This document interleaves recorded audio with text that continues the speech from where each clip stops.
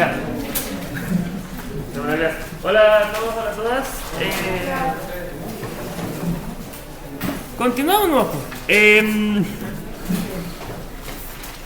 Hoy día vamos a partir con el siguiente tópico de análisis integral. Y vamos a hacer más o menos rápido. Voy a soltar algunas cosas que son la parte fundamental y vamos a intentar llegar al grano. Todo eso en todo caso va a estar en la presentación que ya les subí y que se me había olvidado subirla, así que se la subí hace una hora. Bien, hoy día vamos a hablar sobre conservación de momentum. Conservación de momentum lineal en particular. Vamos a hablar sobre cómo podemos transformar la segunda ley de Newton, y ya sabemos cómo, por supuesto, y lo hicimos la semana pasada, a una ley que nos permite trabajar en un volumen de control. Ojo, la ley que vamos a trabajar, o la ley que vamos a obtener, va a estar desarrollada principalmente, y digamos que exclusivamente, para un volumen de control que o se mantiene en reposo fijo, o puede formarse pero no se está moviendo con una velocidad o acelerando, se está moviendo con velocidad constante. La razón por eso, la razón por qué hago esas dos especificaciones es básicamente porque si tuviéramos un volumen de control que está acelerando, se está moviendo con un marco de referencia no inicial, vamos a tener que modificar un poco la segunda ley de Newton. Bueno, ahora no nos interesa mucho y en el curso no lo vamos a hacer, ¿no?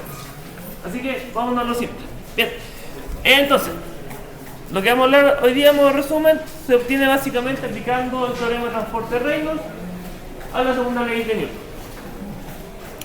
Antes de eso, les voy a recordar un poco acerca de la segunda ley de Newton. ¿Qué nos dice esa segunda ley de Newton? Bueno, lo único que nos dice, no es lógico, pero lo que nos dice es básicamente de que la fuerza neta que actúa sobre un sistema, cerrado en este caso, va a producir un cambio en el momento.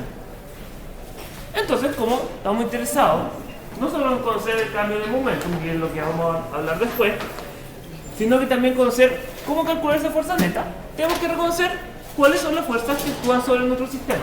Yo se los voy a pasar aquí, recordar de manera bastante rápida. Primero, vamos a hablar de fuerzas de cuerpo o de volumen, y son estas fuerzas que actúan sobre todo el volumen de mi cuerpo. La fuerza más clara, gravedad. Y es la única fuerza de cuerpo que vamos a considerar en este curso. Otro tipo de fuerzas de cuerpo son las fuerzas electromagnéticas. Y acuérdense que dos imanes se atraen o se repelen dependiendo del signo, o las direcciones con la punta, pero no tienen que estar en contacto necesariamente para hacer que se traigan o se repelen. Actúan a distancia. Entonces, esa fuerza electromagnética, fuerza de cuerpo. Luego, por la gravedad. La gravedad actúa entre la Tierra y el cuerpo de interés, que por supuesto estamos en un sistema en la Tierra, por supuesto, pero no necesariamente yo tengo que estar pegado a la Tierra para que la Tierra ejerza la fuerza de gravedad sobre mí. Yo puedo estar volando, puedo estar en el mar, etc. Entonces también es una fuerza de cuerpo. La gracia ahora, además de eso, es la siguiente. Las fuerzas, como se las estoy describiendo aquí, las estamos describiendo para un elemento diferencial de volumen. Y acuérdense lo que habíamos hablado del elemento diferencial de volumen. Básicamente, yo tomo un volumen gigante, probablemente atrás ni lo van a ver, y es justamente lo que quiero hacer. Un tamaño muy pequeño de fluido que va a tener masa diferencial, volumen diferencial y por supuesto dimensiones de X, de Y y de Z diferenciales. ¿Por qué quiero expresarlo como un elemento diferencial, o la fuerza que se ejerce sobre un elemento diferencial y no simplemente sobre mi masa gigante del fluido? Básicamente por el hecho de que, como pueden notar ahí, esto está acompañado de una D. eso me va a permitir después, ya que es diferencial, integrar sobre todo mi sistema o sobre todo mi volumen de control según sea necesario. ¿Ya? También, fíjense, aquí lo voy a hacer con el mouse mejor. Fíjense de que estamos hablando de la fuerza como una entidad vectorial. ¿Por qué? La fuerza es una entidad vectorial, básicamente. Y recordarles que esto está en negrita para denotar eso. Entonces, esta ley, por supuesto, yo después lo puedo dividir en tres componentes, una componente X y Z, o esta fuerza, y hacer un análisis posterior. ¿Bien? Bien, otro tipo de fuerzas que actúan sobre un cuerpo, un elemento diferencial de volumen, son las fuerzas de superficie. Y esas fuerzas actúan mediante contacto. O sea, si yo tengo un elemento diferencial de volumen y quiero ejercer una fuerza de superficie sobre él, sí o sí tengo que estar tocando. ¿Quién lo puede ejercer? Bueno, otro elemento diferencial de volumen, otro volumen que esté pegado a él, una superficie sólida, suponiendo que mi elemento diferencial de volumen se encuentre en la cercanía de esta, y bueno, puede ser otro fluido incluso, que también esté en contacto en ese punto con mi elemento diferencial de volumen. Lo importante que hay que recordar es que actúan mediante contacto y actúan en la superficie, y eso va a seguir siendo válido para cualquier elemento diferencial de volumen. ¿Ya? Bueno, por supuesto también esta fuerza la podemos dividir en distintas componentes. Ahora, en vez de hablar de componentes X y Z, vamos a hablar de componentes normales, la componente que es perpendicular a la superficie, y dos componentes tangenciales, que son perpendiculares entre sí también. Entonces tengo una componente normal y dos componentes tangenciales. Y le aprovecho a preguntar, ¿quién me dice al tiro una fuerza normal?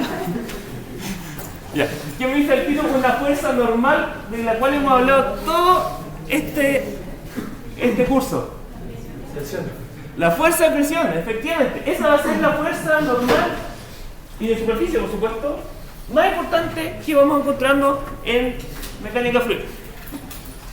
Bueno, las fuerzas tangenciales, les comento y les recuerdo, están asociadas a la deformación del bifluido. Y ahí recordemos la ley de viscosidad de Newton. Como el hecho de que yo estaba deformando mi fluido mediante el movimiento de una de las placas estaba asociado a una fuerza tangencial siguiendo la dirección de la velocidad del fluido o de la placa. ¿Ya? Entonces, en fuerzas normales vamos a tener presión y en fuerzas tangenciales vamos a tener fuerza viscosa.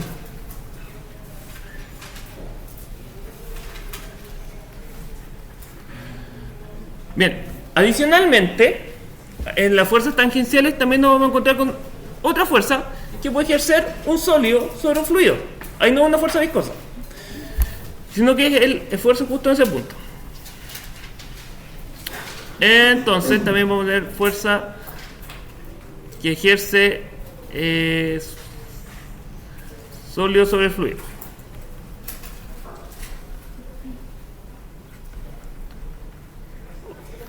Fluido ahí abajo, ya. Y esas van a ser las tres fuerzas más importantes que vamos a estudiar en este curso. Presión, fuerza viscosa y bueno, la fuerza que ejerce el sólido sobre el fluido también están asociados a los esfuerzos viscosos o a las fuerzas viscosas, pero podemos hacer una pequeña distinción que vamos a hablar justo de ese punto. ¿Ya? Ahora la cosa se está poniendo un poquito más compleja. Esfuerzo. El esfuerzo es simplemente y de manera simple una unidad intensiva de una fuerza. ¿Ya? Entonces los esfuerzos están definidos, como pueden ver aquí, básicamente como una fuerza por unidad de área. Una unidad o una magnitud intensidad. Los esfuerzos los vamos a encontrar en dos sabores: esfuerzo normal y esfuerzo tangencial o de corte. Esto es una definición, ¿no? Por supuesto. Y siguiendo un poco lo que les había dicho recién, cuando hablamos de esfuerzos normales, vamos a hablar de la presión. La presión es una fuerza por unidad de área. Un esfuerzo es una fuerza por unidad de área. Presión es básicamente un esfuerzo normal. La dirección ahí hay que tener un poco de cuidado, pero ya vamos a hablar al respecto. Con respecto a los esfuerzos tangenciales, bueno, también tenemos esfuerzos viscosos, principalmente, pero aquí hay un esfuerzo normal que no hemos considerado. Yo se lo menciono nomás, pero cuando hablamos de fluido incompresible, por lo general no lo vamos a pescar mucho. Al menos en situaciones como las que vamos a estudiar en este curso. Otro tipo de esfuerzo normal son esfuerzos normales viscosos. O sea, ya había mostrado de que una deformación debido al movimiento tangencial de una de las placas, de la ley de viscosidad de Newton, producía un esfuerzo tangencial. Y era un esfuerzo viscoso. Pero ahora también tenemos esfuerzos normales viscosos. Estos esfuerzos están asociados a la expansión o contracción de mi elemento diferencial de volumen. ¿Ya? Entonces lo menciono, más que nada para que lo conozcan, porque no vamos a hablar de eso en este curso. Ya. Tensor de fuerza. Tensores. Ahí sí que se complica la cosa. Los tensores son básicamente una forma de expresar estos esfuerzos que actúan sobre mi elemento diferencial de volumen. Y lo que hacen es recolectar todos los esfuerzos que estarían actuando sobre tres caras normales entre ellas. ¿Ya? Bueno, cuando hablan de tensor, probablemente lo primero que piensan, si no están acostumbrados al cálculo tensorial, es una matriz. Se ve como una matriz. Y tienen propiedades parecidas, pero cuando digo tensor, no es lo mismo que decir matriz. Cuidado con eso. Un tensor es una entidad un poco más general que una matriz, y la matriz está por lo generalmente relacionada a tensores de orden 2 bidimensional. ¿Ya? Bien, se lo presento, después vamos a analizarlo un poquito más en cálculo diferencial, pero les comento lo siguiente. En un tensor, la diagonal principal está asociada a los esfuerzos normales. Entonces, por ejemplo, aquí tengo el esfuerzo normal sigma xx, el esfuerzo normal sigma y el esfuerzo normal sigma zz. Y el resto de los términos están asociados a los esfuerzos tangenciales. ¿Ya? Bien, esto es simplemente una forma de expresar esto que después podemos utilizar para calcular una fuerza integral. Ya, para que tengan... Los términos asociados a esfuerzos viscosos yo los puedo expresar, si mi fluido es newtoniano, a una ley de viscosidad de Newton. Ahora, si se dan cuenta, esta ley de viscosidad de Newton, que está acá abajo, esto es un tensor. Ya no estoy hablando de simplemente tau y x es igual a menos mu de dx a dy. No, ahora estoy hablando de distintos esfuerzos porque tengo una deformación tridimensional. Vamos a verlo un poquito más en detalle después, pero se lo dejo aquí. Lo único que les voy a comentar es lo siguiente. Fíjense que cuando yo les enseñé la ley de viscosidad de Newton, hablábamos de menos mu menos la viscosidad por el gradiente de velocidad. Y el gradiente de velocidad, por supuesto, la derivada de la velocidad con respecto a alguna dirección. Ahora vamos a hablar de positivo. Esto, cambiarlo de negativo a positivo, lo único que está asociado es con un cambio de la marco de referencia. Y se los comento por si lo encuentran así. Yo lo uso con menos Básicamente porque yo vengo de la escuela de fenómenos de transporte, donde esto está asociado a la dirección en la cual se transfiere el momento. En positivo, como lo vamos a ver en mecánica de fluido, que no es mi escuela, o sea, la parte mecánica, otra parte de mecánica de fluido, lo usan positivo básicamente porque así nos permite calcular una fuerza directamente, sin tener que ponerle un buen entre pie. ¿Ya? Bien. Entonces, tensor de esfuerzo, se lo dejo ahí, después lo revisan ustedes y pasemos a la parte interesante. Ecuación de momentum lineal, donde dejó el borrador. La ecuación de movimiento es básicamente la aplicación del teorema de transporte de Reynolds a la segunda ley de Newton. Entonces, recordemos un poco el teorema de transporte de Reynolds, el cual nos decía dB de mi sistema con respecto al tiempo, o la variación dB de mi sistema con respecto al tiempo, va a ser igual a d a dt, derivada completa, o sea, total, de beta, o sea, beta, ahí sí, rho de b más la integral sobre la superficie de control, está sobre el volumen de control, de beta por rho por v, como producto contra v por l, de, ¿ya? Ese es mi teorema de transporte de Reynolds. Para aplicarlo a la segunda ley de Newton tenemos que definir básicamente cuál va a ser beta y cuál va a ser v. Y ahí está ya está establecido. V va a ser el momentum, como está aquí. Entonces yo defino v igual m por v, y beta va a ser la derivada de v con respecto a la masa. La velocidad no depende de la masa, entonces beta va a ser igual a la velocidad. ¿Cuál es la fórmula que nos El teorema de transporte de Reynolds, lo vimos la semana pasada. Bien, aquí ¿quién me dice? ¿Qué apareció nuevo con respecto a lo que hicimos la semana pasada? Donde V era la masa para la ecuación de conservación o la ecuación de continuidad y beta igual a 1.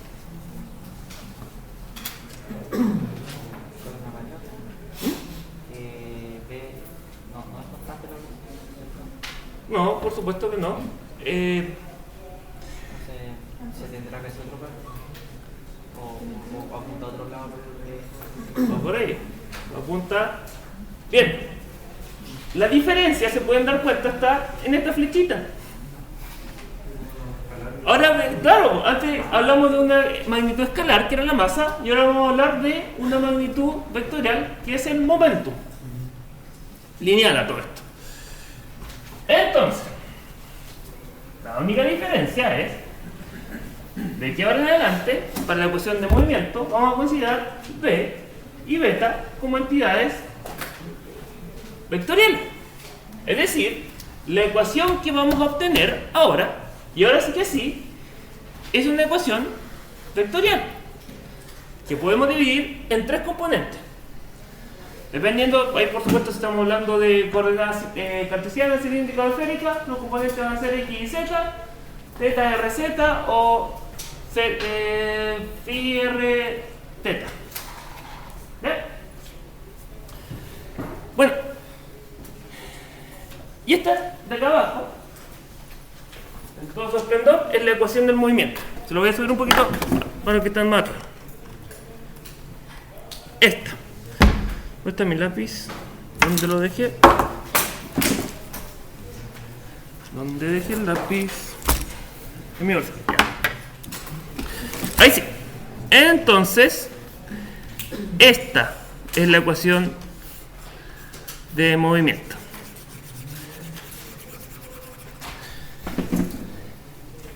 En su forma integral a todo esto. después vamos a ver la forma diferencial.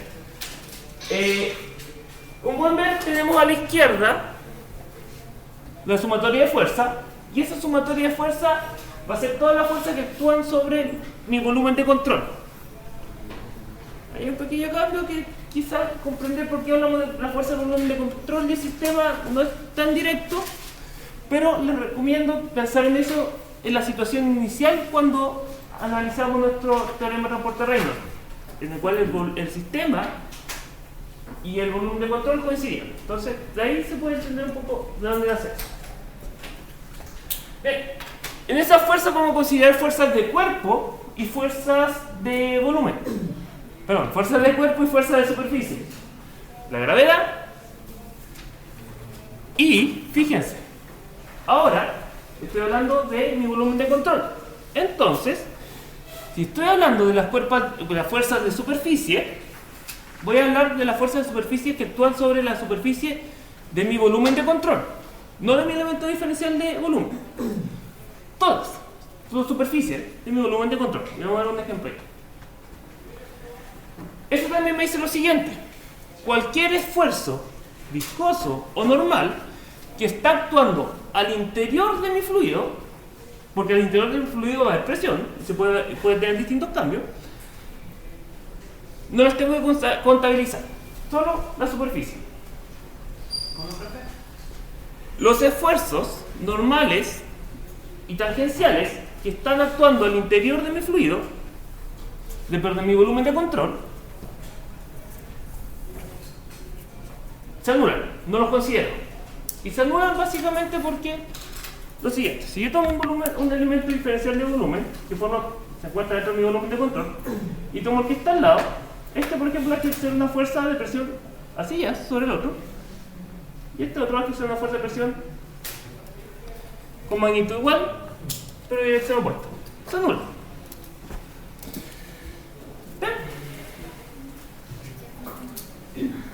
Fácil, ¿cierto? No tiene ninguna dificultad la ecuación como tal, sino que la gracia está en la aplicación. Ya, atento. Consideraciones. Algunos detalles importantes o básicos de la ecuación de momentum, o la ecuación de momento lineal, o la ecuación de movimiento. El término B del sistema, que está allá a la izquierda, es definido en base a un marco de referencia inicial. O sea, básicamente lo que les he dicho al principio, esta derivación nos sirve solo para volúmenes de control fijos o que se estén moviendo o deformando. Pues si están moviendo, lo hacen con velocidad constante. Si están deformando, bueno, ahí es una cara y ya no nos preocupamos tanto. Es una relación vectorial. Yo lo puedo dividir en distintas componentes, como ya lo he dicho. Todos son términos vectoriales, y para dividirlo en distintas componentes lo único que hago aquí es le borro esto, le borro la flechita arriba y digo esto en X, esto en X y esto en X, pero todo por supuesto, ¿ya? Beta, dependiendo en este caso la velocidad, bueno, esta es la velocidad en X. La densidad es una entidad escalar, no olvido del X, volumen también es entidad escalar. Está en este término, la única parte que yo considero como una componente es la velocidad. Acá lo mismo, tengo B sub X. ¿Pero qué pasa con esto? ¿Considero aquí el producto punto entre B sub X y el vector unitario normal? No, porque esto me da un vector. Entonces, este término se mantiene como está, sin importar si estoy hablando de la versión vectorial o la versión en una de sus componentes. ¿Ya? Entonces, a modo de resumen, me preocupo solo del término de la izquierda, la sumatoria de fuerza.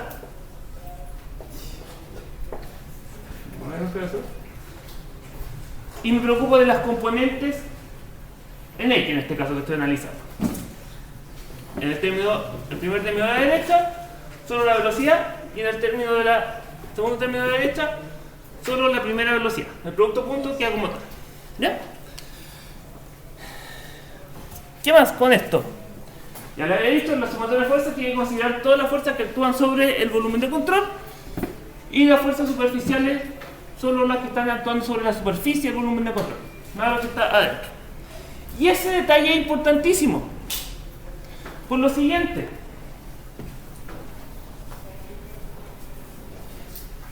dependiendo de cómo yo selecciono mi volumen de control, hay fuerzas que puedo anular y que puedo no considerar.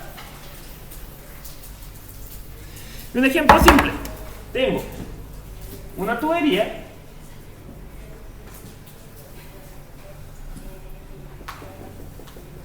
la cual tiene un perfil de velocidad.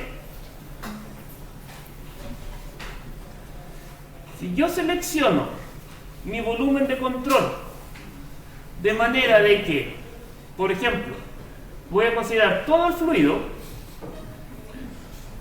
o una sección del fluido, pero no la pared sólida, ahí tengo que calcular la fuerza que se va a ejercer en esta superficie, justo en el contacto con mi sólido. Y eso va a estar asociado a un esfuerzo de corte. No, estoy aquí y estoy. Ahora eso sí, si yo extiendo un poco este volumen de control, y ahora voy a considerar también la pared sólida, la cual puede estar en contacto con la atmósfera, ahí ya no voy a tener un esfuerzo de corte. Probablemente lo que tenga ahí va a ser una fuerza de presión. La atmósfera ejerce una presión sobre mi volumen de control, o sea, mi superficie sólida. Y eso es súper fácil de calcular, ahí la vamos a ver al tiro. Con eso no tengo ningún problema. De hecho, probablemente va a ser cero. O el efecto neto, ¿ya? Bien, eso básicamente. Veamos las versiones unidimensionales y rápidamente por un ejemplo muy cortito, ¿ya? Flux de momentum o flujo de momentum, básicamente, se define como todo el término de la derecha, el flujo de momentum que atraviesa mi superficie de control. En una versión unidimensional, el flux de momentum, se lo retiro al tiro, aunque ya está presentado, lo calculo simplemente como el flujo másico por la velocidad. Y esto, tengo que considerar velocidad como un vector. Y este es el flujo másico.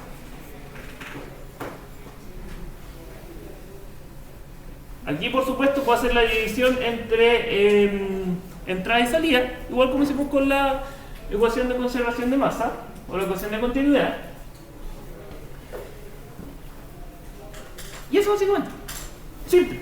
Este es el término que yo reemplazo en la ecuación de la, o sea, la integral de la derecha, cuando mi entrada y salida son unidimensionales.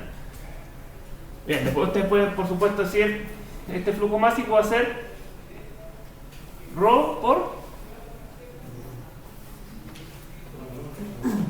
por el volumen, no, por la velocidad.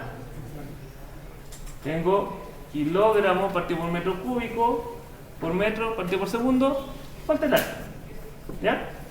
Ahora la pregunta es, ¿esta velocidad, si yo expando acá, la considero como un vector o como un escalar? Voy a escuchar un escalar. El flujo básico es un escalar. Tiene su símil con el flujo volumétrico. Entonces esta no sería una velocidad vectorial, sino que la velocidad normal, lo cual, recordemos, calculo básicamente con el producto punto de velocidad por el vector unitario normal. ¿Ya? El término de la derecha, la velocidad es así vectorial. Entonces, si bien el flujo másico es una entidad escalar, el flujo de momentum es una entidad vectorial, que no se lo olvide. Ya, vamos al ejemplo, no. Vamos a ver cómo calculo una fuerza que se actúa sobre mi superficie o mi volumen de control real. Ya. La fuerza de gravedad es simple. Simplemente integro la densidad por la constante, perdón, el campo de aceleración gravitacional. Y fíjense, ahí G no está escrito como una variable escalar, sino que variable vectorial. Y eso va a ser súper importante por lo siguiente. Supongamos que yo tengo un volumen de control definido en un campo o un marco de referencia cartesiano o en coordenadas cartesianas, de manera de que el campo gravitacional es paralelo a I. Es decir, en esta situación, G va a ser igual a 0, menos G, 0. Y este menos G, cuidado con eso, es menos G, ¿por qué? Porque I está apuntando hacia arriba. Si yo lo defino hacia abajo, va a ser más G. Hay que recordar un poco de mecánica, de física, de estática, dinámica, la parte vectorial. Bien. Fuerza electrostática, ni se preocupen. Eso, para que sean relevantes, necesitamos volúmenes de control cargado o situaciones en las cuales exista alguna distribución de carga en el volumen de control del fluido. Un fluido más complejo. Nada que vamos a atacar acá. Ya. Fuerzas de superficie, bueno, todo lo que tuvo la superficie nuevamente, fuerzas tangenciales, tenemos las fuerzas viscosas o los esfuerzos viscosos y las fuerzas normales, la presión. Eso es lo que vamos a hacer acá. Lo importante es lo que está escrito acá, en rojo. Las fuerzas viscosas van a ser relevantes solo si la superficie de control considera parte del fluido. Si yo considero mi superficie de control como un sólido, o la superficie en esa sección, chao con la fuerza viscosa. Lo otro es lo siguiente: si mi fluido tiene una velocidad normal a la superficie de control, por lo general esos esfuerzos viscosos se anulan, no son importantes. Si es paralelo o tiene cierto ángulo de inclinación con respecto a la velocidad del flujo y superficie del control, ahí sí tengo que preocuparme un poco. Esto que le estoy diciendo es muy importante por lo siguiente: con esta comentario en rojo estoy simplificando mi problema un montón. Ya. Y las fuerzas normales, bueno, ahí son relevantes siempre en la superficie. Son relevantes, pero vamos a ver que podemos anularla igual. Ya. El cálculo de la fuerza nace de esta expresión tensorial. No se la voy a explicar porque si no los voy a perder. Saltémonos a la fuerza de presión. ¿Las viscosas para ver importantes? ¿Perdón? ¿Las viscosas solamente en qué caso eran importantes? ¿Cuando eran normal? Cuando mi volumen de control, la superficie en particular de mi volumen de control, considera fluido. Si está considerando sólido, no, porque ahí el sólido no va a ser un fluido viscoso. Y adicionalmente, cuando la superficie de control es normal al campo, a la velocidad del flujo, por ejemplo, de una entrada o de una salida, de una tubería, donde la velocidad básicamente es perpendicular a la dirección del flujo, en esos casos los esfuerzos viscosos o las fuerzas viscosas son muy pequeñas en esta superficie, o cero. Entonces, en ese tipo de situaciones, por lo general, nos vamos a olvidar de los esfuerzos viscosos. Bueno, por supuesto, no me faltó mencionar aquí, si mi fluido es invísido, carece de viscosidad, una situación que no hemos visto, pero básicamente decir tau y x igual menos mu dv y a de i con mu igual a 0, el esfuerzo viscoso también va a ser igual a 0. Ya, vamos a la parte práctica, donde ya lo voy a recuperar, ojalá. Fuerza de presión. A ver, alcanzamos, ¿no? Ya, si me paso, por favor, me voy a pasar 5 minutos. Fuerza de presión. Para calcular la fuerza de presión, lo único que tengo que hacer es fuerza de presión, integrar la presión menos P, fíjense, por vector unitario normal y lo integro sobre el área. ¿Ya? El vector unitario normal, que no se le olvide esto tampoco nunca, siempre apunta hacia afuera de mi volumen de control. En todas partes, siempre hacia afuera, nunca hacia adentro. Si lo apunta hacia adentro, van a tener que cambiarlo por un menos y ahí ya se complica la cosa. Entonces, siempre hacia afuera. Entonces, la otra gracia que tiene la fuerza de presión, que me salté la diapositiva, es la siguiente. Yo lo integro, pero adicionalmente puedo definir una presión manométrica con respecto a cualquier presión que yo decida que va a ser mi presión de referencia. Por lo general va a ser la presión atmosférica, pero puede ser una presión más alta o más baja. Eso me va a permitir lo siguiente: a partir del juego matemático que está presentado aquí, la fuerza de presión no solo tengo que integrar la presión absoluta, sino que me va a permitir calcular esta fuerza de presión en función de la presión manométrica. Es la misma expresión, con la única diferencia de que ahora tengo, en vez de presión absoluta, presión manométrica. Y no es ese juego que está presentado acá. Esto es una simplificación enorme. Eso me va a permitir de que si mi volumen de control entero está a la misma presión manométrica, que puede ser 0, si está en contacto con la atmósfera, toda esta fuerza de presión se va a hacer 0. O si tengo secciones que están en contacto con la atmósfera, donde la presión manométrica igual va a ser 0, también se va a hacer 0. ¿Ya? Fácil. Veamos una... Oye, pues no es difícil. Presión manométrica nomás. Veamos un ejemplo y van a cachar al tiro. Ya. Una tobera. Tranquilo. Para terminar esta clase tanto posible. Para que ustedes se puedan, no porque yo me quedo. Ya. Vamos. Es un ejemplo práctico. Una tobera es básicamente un accesorio que se utiliza para controlar la dirección o las características de un flujo. La única gracia que es un conducto en el cual existe un cambio de sección transversal. Parecido a lo que vimos la semana pasada, que alguno de ustedes me preguntó. ¿Ya?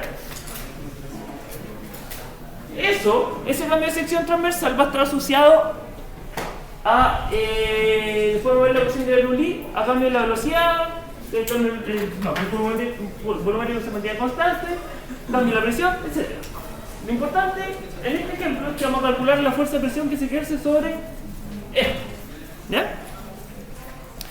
Bien, en este ejemplo tenemos lo siguiente: una tobera abierta al ambiente con la cual se luchó, parecida a una manguera, a la boquilla de una manguera, ¿ya? La cual yo puedo controlar. Voy a proponer el siguiente volumen de control para calcular la fuerza de presión. ¿Se alcanza a notar, no? ¿Cuál se lo voy a retratar? Básicamente, mi volumen de control va a ser una especie de cilindro o un cono, en realidad, rodeando mi tobera. Y aquí, como ustedes pueden ver, en esta superficie sale fluido y a través de esta de atrás va a entrar. ¿Ya? Supongamos lo siguiente: la presión en toda esta superficie sólida va a ser la presión atmosférica, ¿cierto? Presión manométrica igual a 0. La presión en este punto más atrás va a ser la presión que está dada, pero que no será la presión atmosférica. Si fuera la presión atmosférica, no existiría movimiento, porque hay que haber una diferencia de presión. Y esta presión, y esto les va a costar quizá un poco entenderlo a la primera, justo saliendo mi tobera, justo en el punto donde entra en contacto con la atmósfera, la presión de mi fluido en todo punto va a ser igual a la presión atmosférica. Ahora, si quizás, ¿por qué no aumenta con la profundidad? Fíjense que abajo, presión atmosférica. Si aumenta de arriba para abajo, en algún punto tendría que empezar a disminuir. En chorro, o en superficie, prácticamente en chorro, que salen a la atmósfera, o que salen a alguna presión conocida, la presión de todo punto por lo general la vamos a considerar igual, ¿ya? Y en este caso, presión atmosférica. Entonces, presión atmosférica, presión conocida. 101.3 kilopascales, 101.3 kilopascales, 101.3 kilopascales, y tengo 300.3. Bien, la integral va a estar presentada a continuación. O esta situación. 300 kilopascales. ¿Ya? Lo que voy a hacer para facilitar mi cálculo es transformar todas esas presiones a presiones manométricas. Y si se pueden dar cuenta, esta presión es 0, manométrico. Si yo supongo que P manométrica es igual a P menos 101.3 kilopascales, por supuesto. Ya, aquí ahí nomás. No, empezó a morir esto. Bueno, 0, 0, y esto pasa a ser 200. Entonces, en el cálculo de la fuerza de presión, olvido de esta superficie, esta superficie, esta superficie, y solo tengo una integral en esta. Ya, y esa integral sale fácil. Esto es una superficie circular, la presión es más o menos la misma en toda la superficie, presión por área, tengo mi fuerza de presión, meta. Ya, de ahí está mejor explicado para que lo lean después. Pero si se dan cuenta, facilísimo. Ya, nos vemos el jueves.